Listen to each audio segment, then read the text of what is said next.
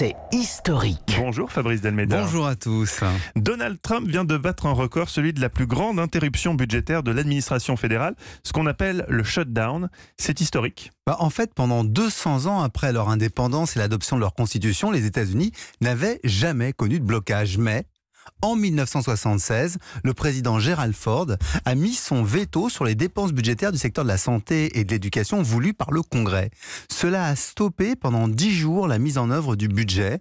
Et après cela, les shutdowns se sont multipliés comme des signaux politiques. 21 depuis 1976, mais avec un grand changement intervenu sous Bill Clinton. Qu'est-ce qui s'est passé ? C'est devenu idéologique.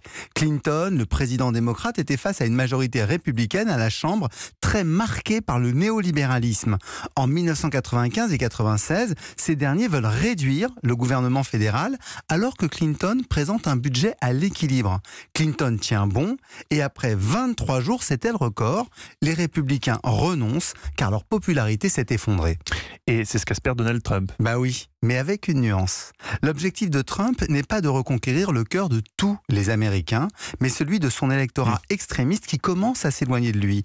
D'où le choix du thème du mur anti-immigration et de son financement pour établir un nouveau record de shutdown et manifester ainsi sa détermination à défendre l'Amérique traditionnaliste. Il espère aussi ressouder l'ensemble des républicains en blâmant les démocrates. Comme cette stratégie semble marcher, il prolonge la crise alors qu'il pouvait et peut toujours y mettre fin en déclarant l'urgence nationale pour construire son mur. Cela serait une vraie première historique, une sortie de crise sans que personne ne perde la pace.